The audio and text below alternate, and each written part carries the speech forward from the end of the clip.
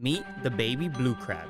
It's just one of hundreds sold every single day, not as pets, but as bait. But what if one of them had a different fate? Today, I'm rescuing one of these crabs and giving it a second chance at life. The crab I picked is missing its claws. In fact, none of these bait shop crabs do. They're sold that way. Maybe we can grow those claws back. But to do that, I'm setting up a massive brackish ecosystem where this crab can hide, explore, and feed this little guy some amazing foods to help it thrive. This is going to be a challenge, but if this crab can survive, it could become something incredible. To start the challenge, I went out and spent a bunch of money on a tank and supplies. But then I realized I had nowhere to put my new tank. So I went online to look for a stand. But every stand was out of my budget with everything I have already spent. So I collected some leftover wood to build a stand. Then I cleared out an area for a new setup. I got to measuring and marking my cuts. Then I made my necessary cuts.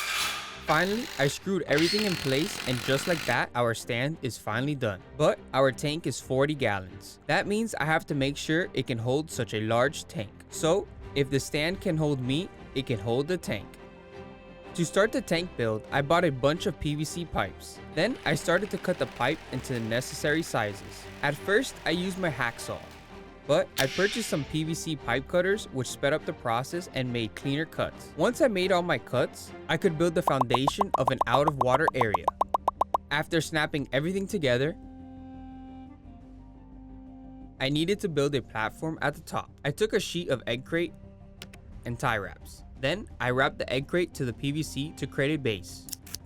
This structure is going to allow the crab to come out of the water if he wants. Crabs can be underwater or come out onto the land, but the egg crates have gaps, which can lead to the crab getting his legs caught. In order to prevent that, I took some leftover polycarbonate from my pea buffer build, and I measured the size I needed using the egg crate. Once I had the sheet cut, I tested to see if it would fit. Then I laid some silicone on the edges, and I was able to glue it to the egg crate. Next, I started to lay some of the egg crates on the bottom, but this caused an imbalance for the beach structure. So I quickly cut some small pieces and placed them under the PVC. The height is perfect so far, but we need to make it look more natural. So I made a huge mess by siliconing the whole top and then spreading sand all over. I think it's coming out pretty good. The sand really made it look nice. We just needed to let it dry for about 24 hours. So in the meantime, let's move on to the next step. I cut open this massive box and unboxed some of the reef rocks. These are purple reef rocks, and these guys were expensive.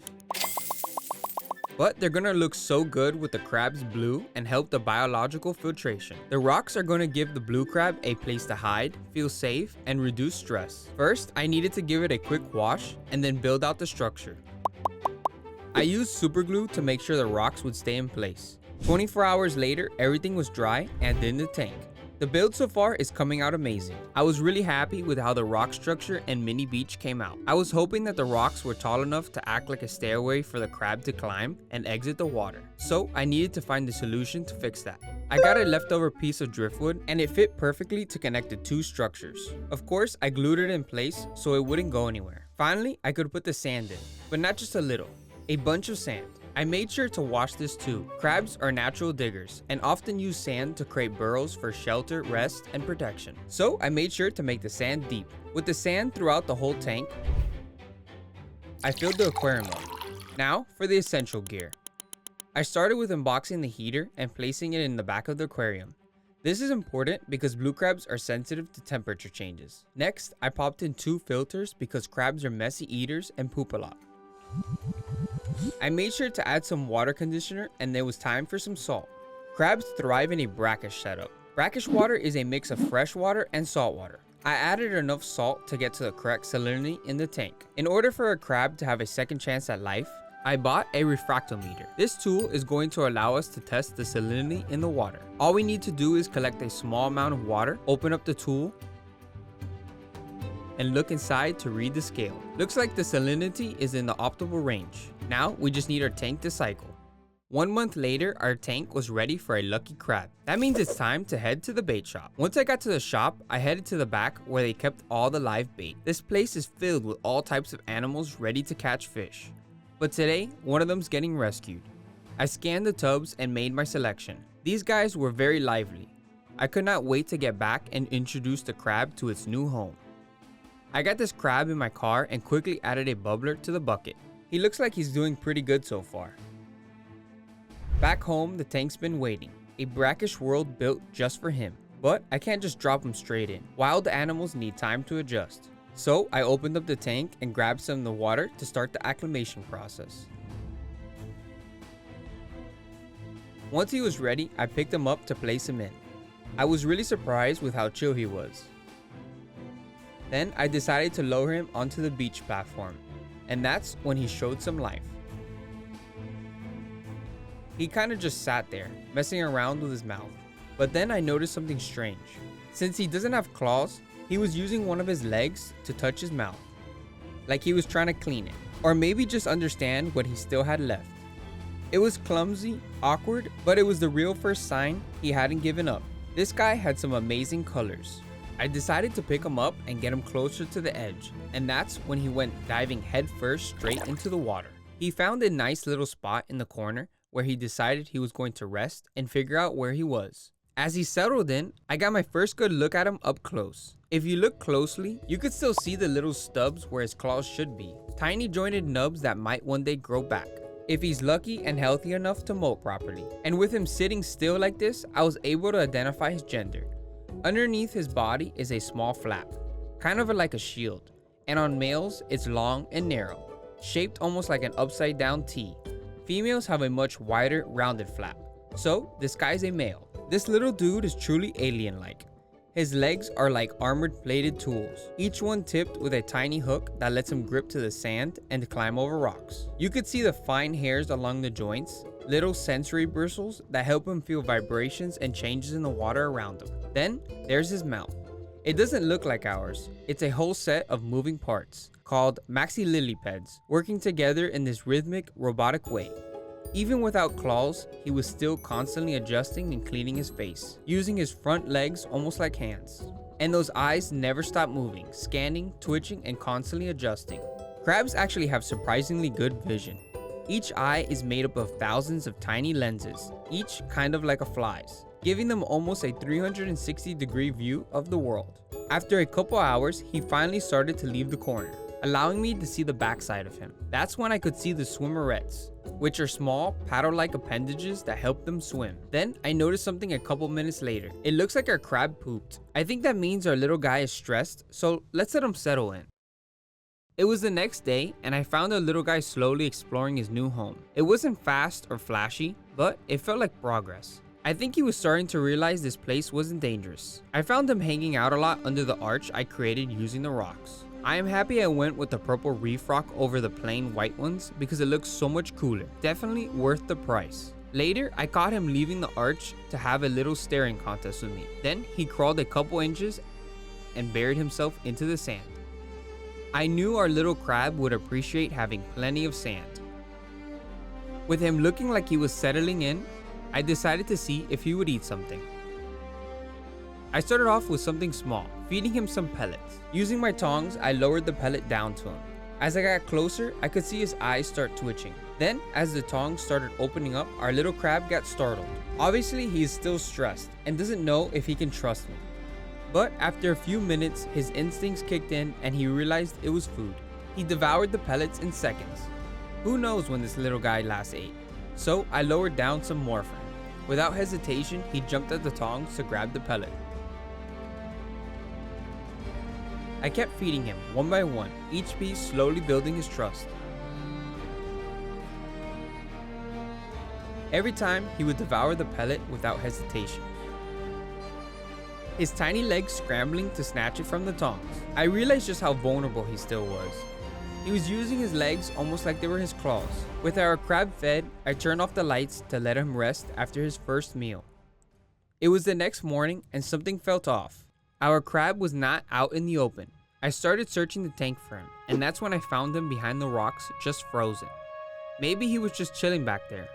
But when I got back to take a closer look, I could tell our crab was no longer alive. I don't know what went wrong, especially with him being so active the day before, taking the pellets from my tongs over and over again. I knew this would be a challenge. These crabs are not meant to be kept as pets. At the bait shop, they are not in the ideal conditions and could have been too sick to fix. But I was not ready to give up. I knew I had the perfect enclosure set up for a baby blue crab. Especially seeing how cool these alien-like crabs are up close, I needed to try again. But before I drive back to the shop, I needed to do some research. So I made it to my secret dock in search of getting a closer look at the crabs in the wild. As I was getting out my trap, I spotted a wild crab tucked underneath some wood. He was just sitting there, almost camouflaged. So I quickly unboxed the new trap. I got some line out and tied it to our brand new crab trap. Once the knot was in place, I tested out the trap. Imagine some bait here in the middle and then the crab crawls over and boom, we pull the line and we got ourselves a wild crab to check out. For the trap, I got some chicken and tie wraps to attach to the bait to the trap. Supposedly blue crabs love chicken, so I made sure to securely attach the bait to the trap so they can't just come and crawl out with the chicken. Once the trap was ready, I made sure to place it near the crab I spotted. With the trap in place, I decided to go check out another spot that I heard had hundreds of other crabs. Once I got to the spot, I noticed there were dozens of mini crabs crawling all over the mud flats. The sheer number of crabs was impressive, and it was fascinating to watch them interact in the wild. As I moved closer, they would notice me and run away. These little crabs had amazing eyesight. They would either plop into the safety of their burrow or quickly retreat to the shadows of the mangroves. But when I stood still, they'd slowly peek back out. I wanted to get a closer look because these crabs have something really unique about them. The beach is filled with these tiny burrows that the crabs dig themselves. They create it for shelter from any bird that could come sweeping in and possibly a mating spot. I placed my net near one and was able to get him to crawl in. The fiddler crab has one large claw and one significantly smaller one. The larger one is used to fight or attract mates. They are also equipped with two stalked eyes that can detect movement from far away, since the eye is made up of thousands of tiny lenses. We saw that in action when I got closer. I then analyzed the back and saw the crab has 8 legs. Our blue crab has 6 walking legs. I slowly placed the net back on the ground to release the crab, and he made his way back to the mangroves. Then I spotted a crab waving his hand up and down. I think he's trying to mark his territory and trying to warn me. These crabs are so cool. Comment below if I should come back here and catch them and build them an amazing ecosystem. I believe these guys also need a brackish setup. So if you want to see that, make sure to like and comment. Now, these fiddler crabs were not the only things I found here. I noticed some crab legs scattered in the sand. These could be from a crab molting, but I wasn't even sure what species of crab it was. It looked like the ants are using it like a little home. If you guys know what crab this is, let me know in the comments. Well, it's been a couple hours. Let's go check on our trap. I got to the spot and quickly pulled up the trap, and there it was, untouched. But I looked back into the mangroves and I could see the blue crab from earlier crawling away into the mangrove roots, weaving in and out of the shadows like he knew I couldn't follow him. Even though I didn't catch him, just seeing him in his element taught me something. These crabs aren't just bait, they're clever, cautious, and built for survival. So I packed up and made my way back to the bait shop, ready to give one more crab a chance at something better. Meet our new baby crab. This guy has got a lot more energy. I already acclimated him, and once I dropped him in, he went straight to the corner like the last guy. This crab was also a male, but he had a bigger personality. He instantly started to make himself at home, flinging up sand repeatedly, making himself a little area to burrow into. He was bold, curious, and surprisingly confident for a creature that had just escaped a bait bucket. It was already clear this story was going to be completely different from the last one. I couldn't help but notice something different about this crab. His eyes were not as vibrant as the last ones. Our first crab's eyes were very green, and this one had it a lot more dull. At first, I thought it meant something was wrong. But with him having so much energy, I just think this one's nearing a molt. This crab may not have those green eyes, but his shell was a lot more blue. While I was at the bait shop, I picked up something else besides our new friend. Here, we have some frozen calamari, aka squid. Usually this stuff is sold as bait, but it can be used as an amazing source of protein for our crabs. I thawed out some of the tentacles and lowered it down with my tongs. And to my surprise, this energetic crab was very cautious. He slowly raised his legs to grasp the tongs to give it a closer examination. Once he realized it was food, he used his mouth to secure the squid tentacles and began tearing it up. They use their mouth parts to manipulate the food, tearing off bits that they can actually consume. After I saw him enjoy the squid, I lowered down another piece of tentacle, and he didn't waste any time. Instantly, he raised his legs and took hold of the new piece, tugging it toward him just like before. The next day, I found our crab climbing all over the tank. He attempted to climb anything and everything. Our last crab was not like this. You could tell this guy is a lot healthier.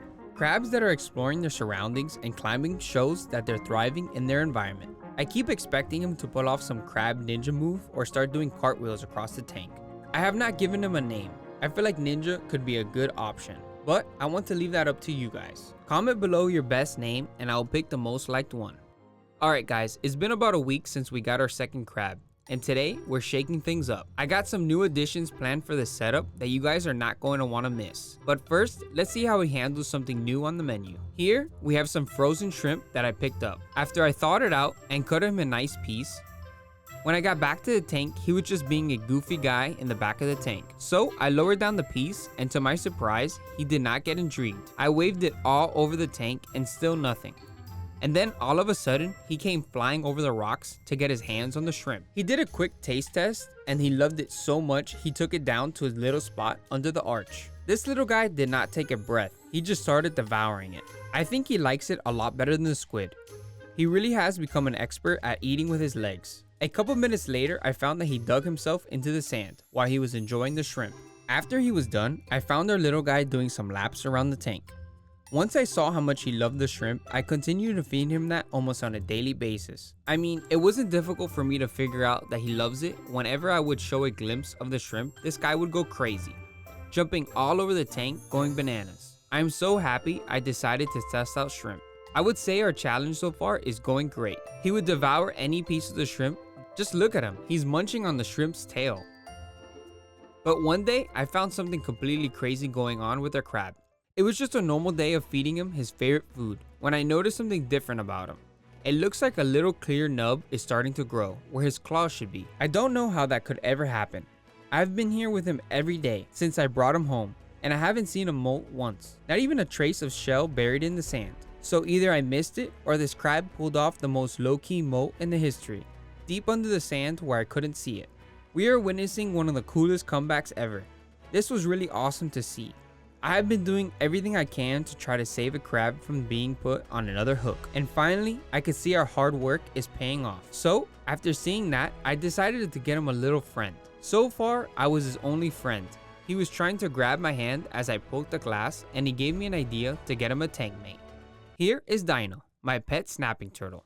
I think these two little guys are going to become best friends. I'm just joking, guys. Obviously, these two guys cannot be together. I just wanted to show off Dino. If you guys have not seen that video where I buy Dino and make him a home, check it out after this video. But I do have some new additions for our crab. After seeing how much blue crabs in the wild love hanging out in the mangroves, I found a local seller that grows live mangroves. In the wild, crabs love weaving through the tangled roots. It gives them shelter, food, and a sense of security. So bringing in these real mangroves should make our crab feel even more at home. Once they were in place in the tank, the whole vibe changed. Plus, mangroves help clean the water by absorbing excess nutrients, which is a win for the whole ecosystem. With the mangroves in place helping clean the tank, I couldn't help but remember that the tank was full of live shrimp when I bought our crab. I've always been curious about whether these guys could coexist with a crab or if they would just end up as a snack. So I brought 3 of them home to find out. I acclimated them slowly in a bucket, letting the water temperature and salinity match up. It gave me a chance to get a closer look at them too.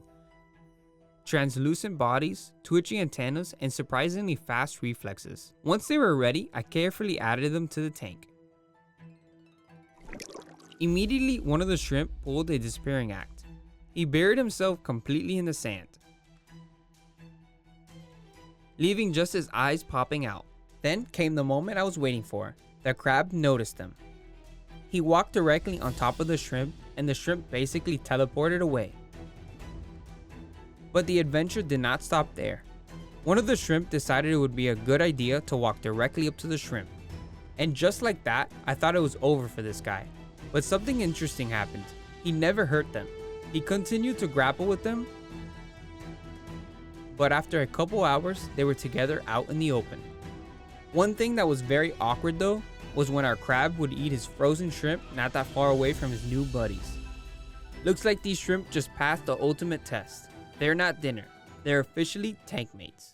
It has been about 2 months since we got our second crab, and he is doing great in here with his new tank mates. The mangroves are keeping the ecosystem stable, and the shrimp have also found a new home in this aquarium. Our crab now has a mini claw. I could not have saved him without the help of you guys.